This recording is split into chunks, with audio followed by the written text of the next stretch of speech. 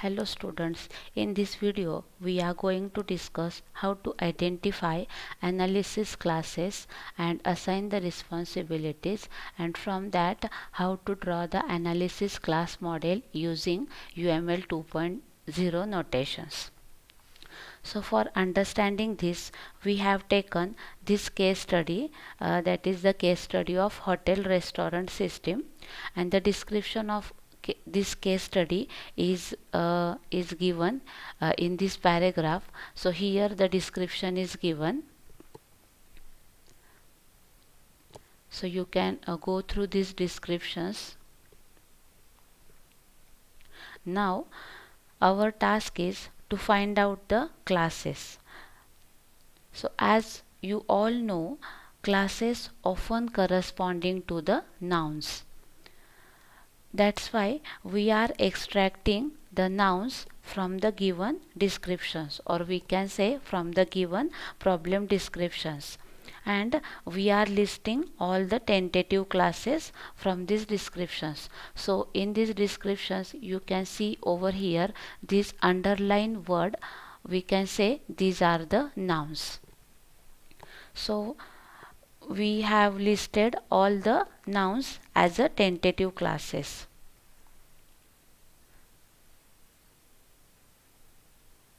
So here you can see these all are the nouns, or we can say these are the tentative classes.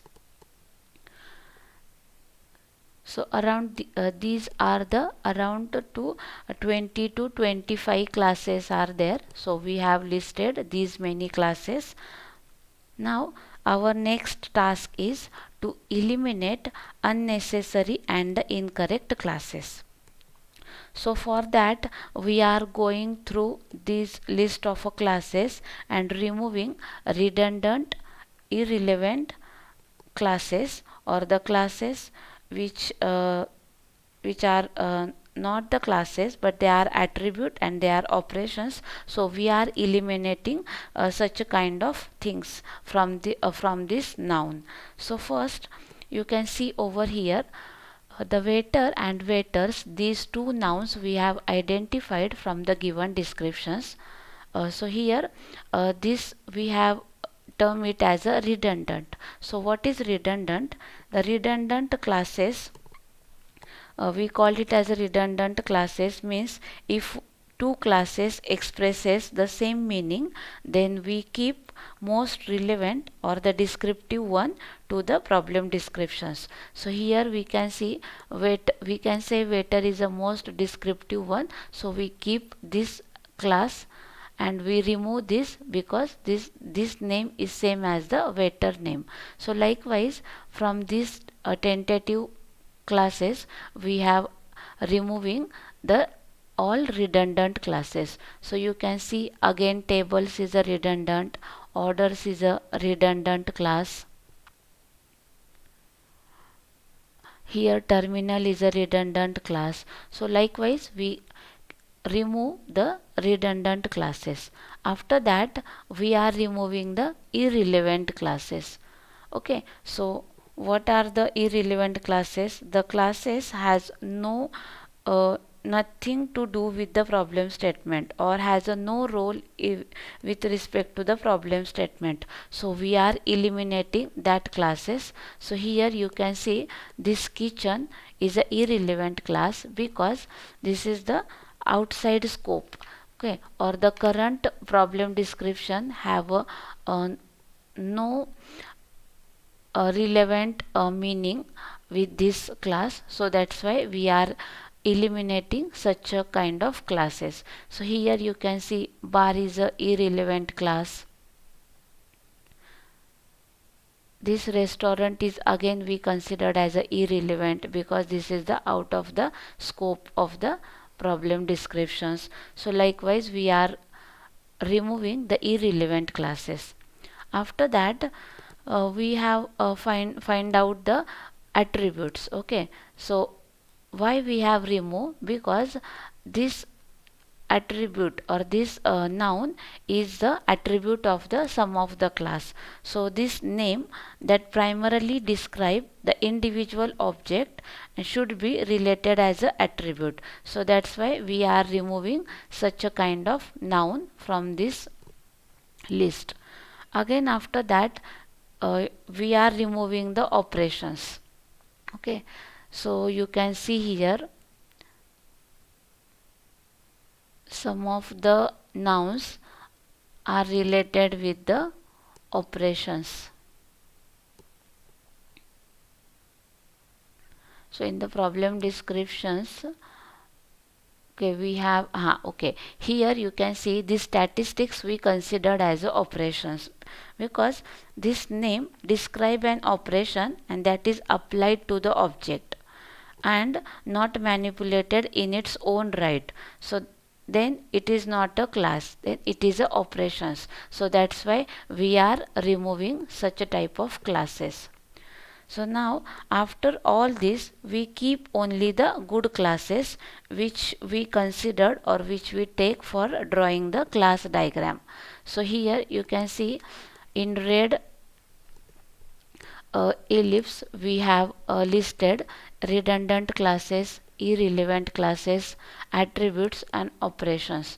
So here you can see these are the list of classes we are not going to take for drawing the class diagram. So we are taking or we are keeping only the right classes or the good classes which we take for drawing the class diagram. So we take these right classes in a singular form. So here you can see these are the classes. So out of 25 to 30 classes we have only the 11 classes which we considered as a right classes. Now the next task is the assign responsibilities. So here in the problem descriptions we have from this we have identifying how to assign or how to consider the responsibility. So for that just read this statement. So here you can see the statement is each waiter is assigned a group of table. After taking orders for a table, waiter enters the order. So in these descriptions you can see here they have given the responsibility of a waiter. Waiter enters the order. So this enters order is the responsibility of the waiter class. So likewise you can identify the responsibility from the given descriptions. So here in this diagram you can see the list of classes, their attributes and the operations. So here for this drawing I have used the ArgoUML tool. So here you can see that these are the 11 classes with the name section. In the second compartment it shows the attribute declaration section, and in the third compartment you can see these are the operations or the list of operations. Okay, so likewise you can identify the classes from the given descriptions. So in the next diagram, this is the detailed class diagram of the above descriptions.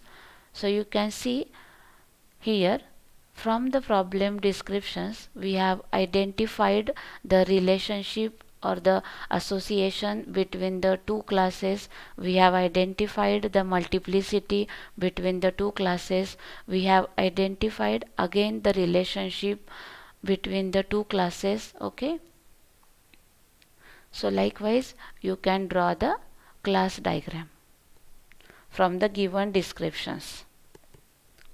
So depending on the user's understanding it might change for some percent, but otherwise this is the correct diagram. Thank you.